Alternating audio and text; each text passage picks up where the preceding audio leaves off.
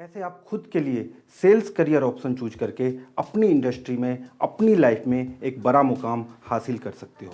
कैसे आप अपने सेल्स प्रोफेशन में कुछ टिप्स को यूज करके अपनी ग्रोथ को कई गुना तक मल्टीप्लाई कर सकते हो। कैसे आप सेल्स प्लेटफॉर्म को यूज करके, सेल्स टेक्निक को यूज करके, सेल्स प्रोफेशन को यूज करके अपनी पैसिव और एक्टिव इनकम को कई गुना तक उनके लिए है जो एक अच्छा करियर ऑप्शन चूज करना चाहते हैं। ये वीडियो उनके लिए है जो सेल्स प्रोफेशन में तो हैं बट खुश नहीं है। ये वीडियो उनके लिए है जो अपने बिजनेस को सेल्स बढ़ा के ग्रो करना चाहते हैं। ये वीडियो उनके लिए है जो एक्टिव इनकम के साथ साथ पैसिव इनकम भी जनरेट करना चाहते हैं।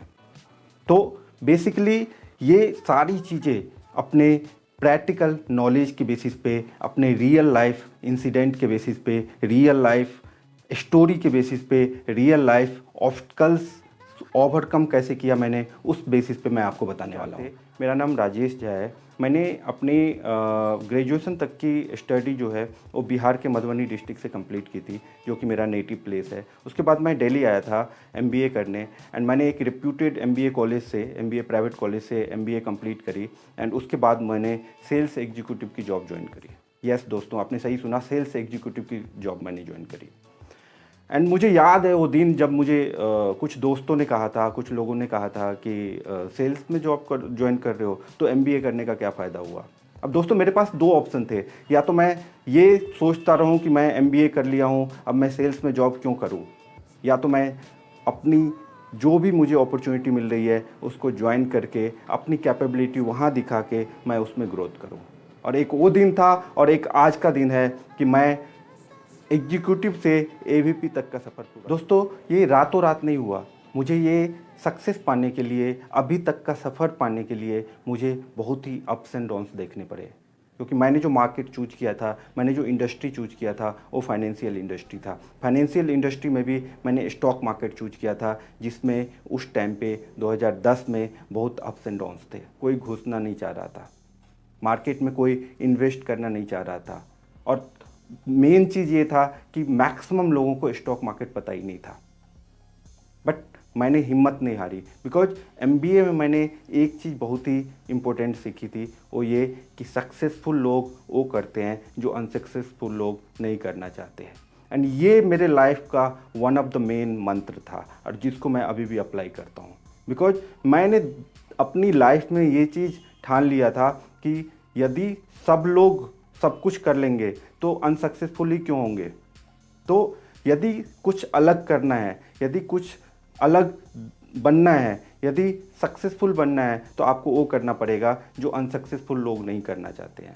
यदि आप सफल रास्ते पे जाना चाहते हो तो आपको कुछ अलग ही करना पड़ेगा, आपको दिन रात एक करनी पड़ेगी, तभी जाके वो सक्सेसफुल आपको मिल पाएगा, वरना आप भीड़ में ही खोए रह जाओगे।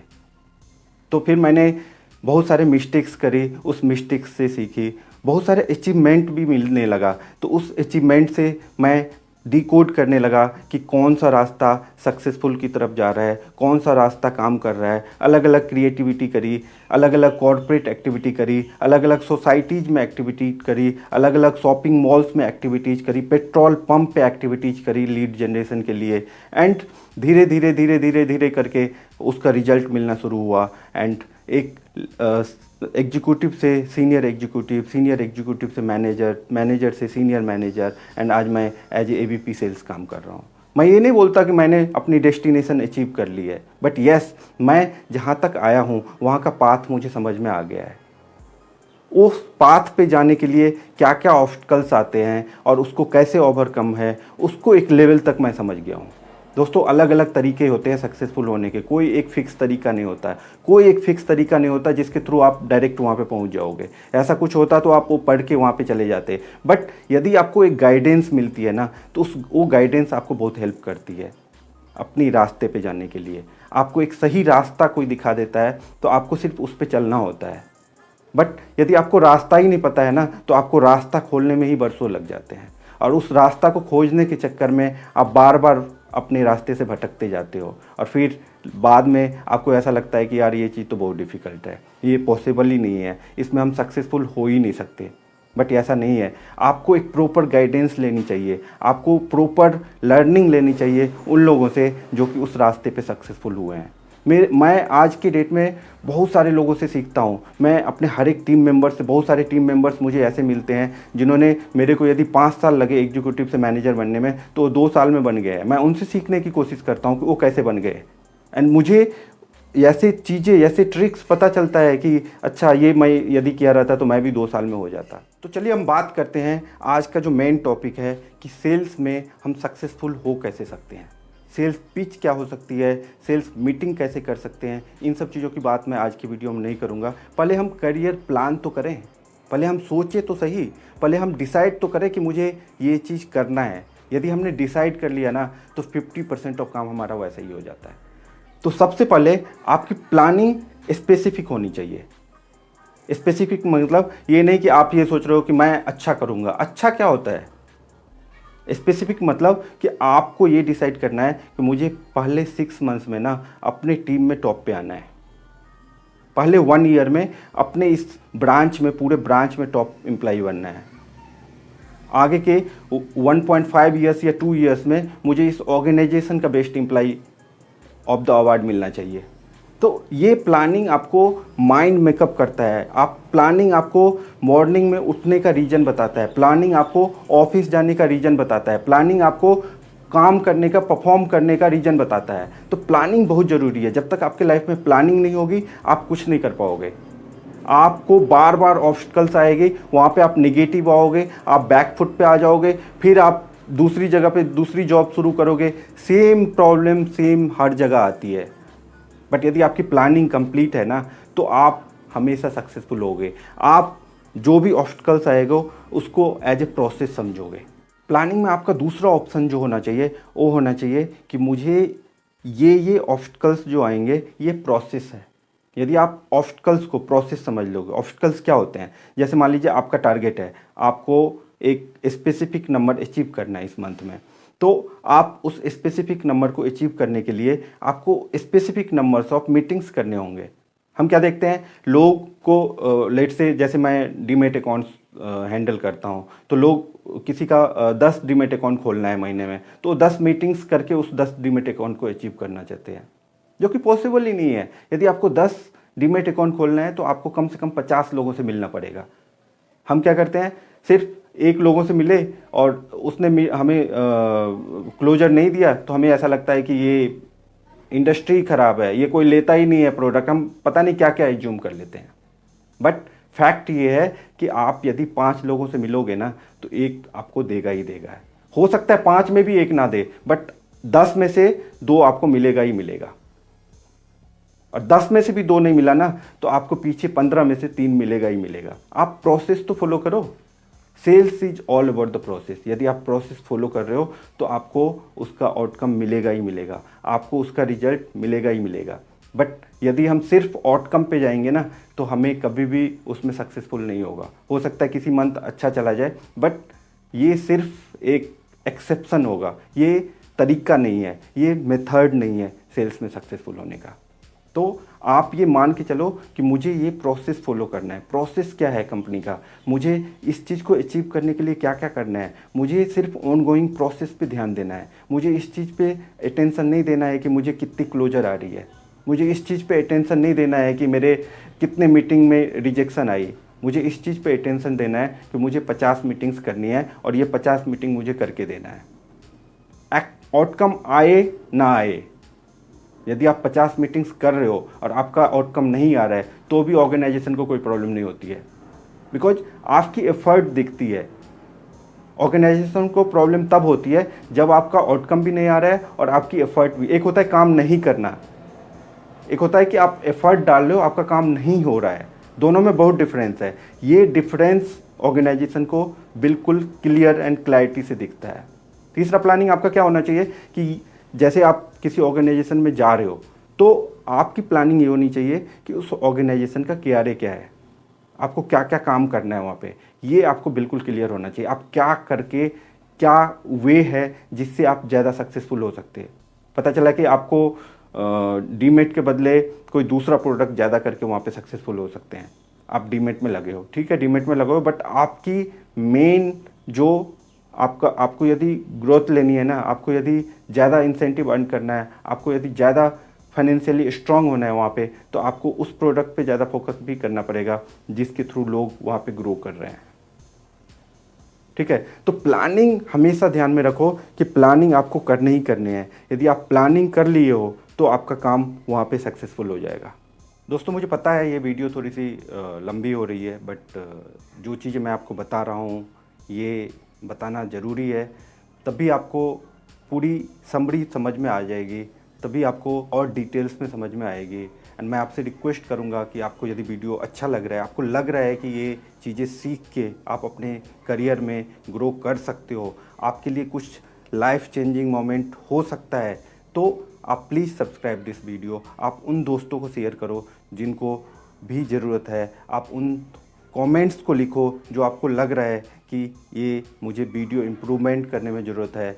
यदि आपको लग रहा है कि जो चीज़ें इम्प्रूव करके इस कंटेंट को और अच्छा बनाया जा सकता है, आप वो कमेंट में मुझे। दोस्तों, जब आप प्लानिंग करते हो ना, एक चीज़ हमेशा ध्यान रखो, प्लानिंग आपकी ऐसी नहीं होनी चाहिए कि आप स्टेप बाय स्टेप, आपको थोड़ा सा प्रॉब्लम आया आप उसको चेंज करने की सोच रहे हो।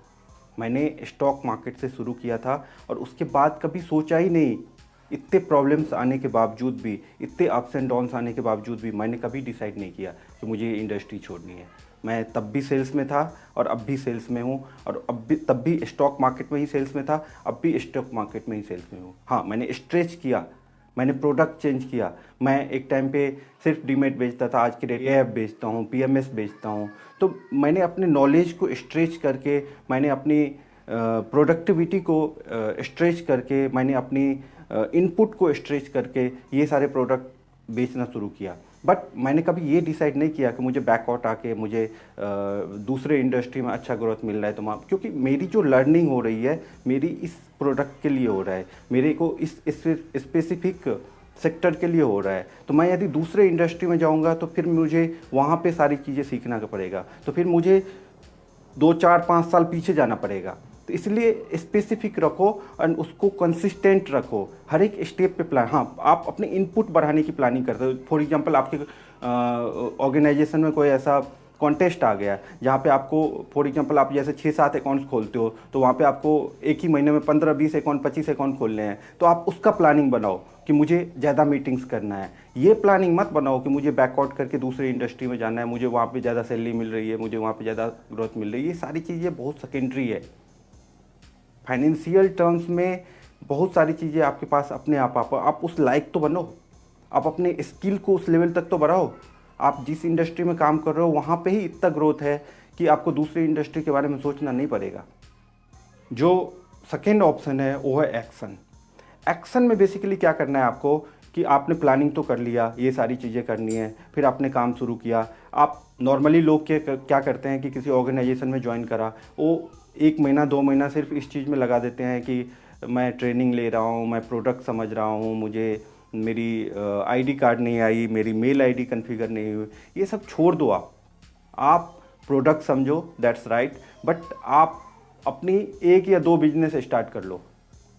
मतलब 1 या 2 जो भी आपका बिजनेस है, फॉर एग्जांपल जैसे आपने डीमेट अकाउंट ओपनिंग के लिए स्टॉक मार्केट में ज्वाइन किया है, तो आप 1 या 2 अकाउंट खोल के दे दो। आपका बॉस खुद ब खुद, आपकी ऑर्गेनाइजेशन उस चीज़ में हेल्प करेगी, आपकी मेल आईडी भी क्रिएट हो जाएगी, आपका एम्प्लॉय कोड भी आ जाएगा, आपका बाकी के जितने भी चीज़ें होती है वो सब कुछ अपने आप मिल जाएगा। बिकॉज ऑर्गेनाइजेशन ऑलवेज हेल्प, आपका बॉस हमेशा उस चीज़ में हेल्प करेगा। किसी भी सक्सेसफुल लोग को, किसी भी परफॉर्मर को हमेशा हेल्प करना चाहता है ऑर्गेनाइजेशन। तो वहाँ से आपका काम शुरू होता है। आपकी लाइफ में बहुत अप्स एंड डाउन्स आएगी, बट आपने जो प्लानिंग कर रखा है ना, वो प्लानिंग आपको हमेशा हेल्प करेगी। वो प्लानिंग हमेशा आपको ध्यान में रखना है जब आप एक्शन कर रहे होंगे। आपको किसी मीटिंग में आपको लगातार 10 15 20 मीटिंग्स रिजेक्शंस हो रही है, आपको ये चीज़ नहीं सोचना है कि यार ये तो प्रोडक्ट ही नहीं बिक रहा है। कोई बात नहीं, हो सकता है अगला 5 मीटिंग्स आपका 5 का 5 क्लोजर हो। आपको दिमाग में ये लेके चलना है। या फिर कभी कभी ऐसा भी होगा कि आपको शुरुआत के 5 मीटिंग में क्लोजर आ गए तो आप प्रोसेस भूल गए। ये भी नहीं करना है, क्योंकि अब भी तो आपका क्लोजर आ गया, यदि आपने प्रोसेस फॉलो नहीं किया तो आगे आपको प्रॉब्लम्स हो सकती है। तो जो प्रोसेस आपने प्लान कर रखा है ना, जो प्रोसेस आपने सोच रखा है, उसको कंटिन्यू लेके चलना है। तो एक्शन वहीं से शुरू होगा। आपका एक्शन आपको हमेशा लेके चलना है कि मेरे को, जैसे मैंने प्लान किया हुआ था, मेरे को 6 मंथ्स में नंबर 1 एम्प्लॉय बनना है। 6 मंथ्स में आप बन गए तो अगला प्लानिंग वहीं पे सेट करो तो अगले 6 मंथ्स में मुझे मेरा जो ये टारगेट है उसको मुझे बीट करना है। ऑर्गेनाइजेशन में कौन कौन मेरे से ज़्यादा कर रहा है, मुझे उससे ज़्यादा करके देना है। तो एक्शन आपका यदि स्ट्रांग है ना, तो आप सब कुछ करते जाओगे। प्लानिंग के बाद आपका एक्शन आएगा एंड एक्शन के बाद आएगा अचीवमेंट। सो अचीवमेंट में बेसिकली नॉर्मली मैं ये बताना चाहता हूँ कि बहुत सारे लोग क्या होता है कि जैसे उनको अचीवमेंट मिल गया, अचीवमेंट मिलने के बाद वो ये सोचते हैं कि मैं एक लेवल तक ना कैपेबल हो गया हूँ, अब मैं आराम से करता रहूँगा, मेरे को तो 5 मीटिंग वाला जो फार्मूला है वो मेरे लिए नहीं है, मैं तो अब सक्सेसफुल हो गया। एंड वहीं से मैंने देखा है लोगों की डी ग्रोथ स्टार्ट हो गई है।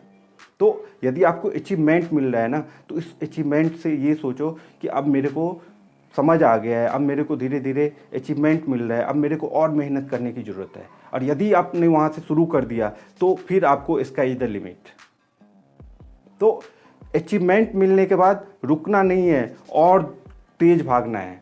और यदि आपने ये चीज़ कर लिया तो आप लाइफ में बहुत कुछ कर पाओगे। तो किसी भी लेवल पे जाके आपको ये नहीं सोचना है कि मैं बहुत ही कैपेबल हो गया हूँ, अब मेरे को प्रोसेस फॉलो करने की ज़रूरत नहीं है। Sales is all about the process. यदि आप प्रोसेस फॉलो कर रहे हो तो आपको बिल्कुल ही सक्सेस मिलेगी। यदि आप प्रोसेस नहीं फॉलो कर रहे हो तो आपकी जो सक्सेस मिल भी रही है ना, वो शॉर्ट टर्म की होगी, लॉन्ग टर्म में आपको सक्सेस नहीं मिलेगी। आपको कोई बहुत पीछे छोड़ के आगे निकल जाएगा जो कि प्रोसेस फॉलो कर रहा है। तो आज के लिए बस इतना ही। मैं आपसे फिर रिक्वेस्ट करना चाहता हूँ कि इस वीडियो को सब्सक्राइब कर दीजिए, अपने ज़्यादा से ज़्यादा दोस्तों को शेयर करें, सो डैट उनको जो लाइफ में प्रॉब्लम्स आ रही हैं उनको भी अपने साथ जोड़िए और ज़्यादा से ज़्यादा लोगों को एक मिशन की तरह हम मिशन सेल्स सक्सेसफुल में जोड़ पाएँ एंड हम सारे लोग सक्सेसफुल हो गए। Because success is very easy. यदि आपने एक अलग पाथ पकड़ लिया, आप उन लोगों से अलग पाथ पकड़ लिया जो कि अनसक्सेसफुल हो रहे हैं, तो आपको कुछ अलग करना पड़ेगा। और यदि आप अलग करोगे तो अलग ही सफलता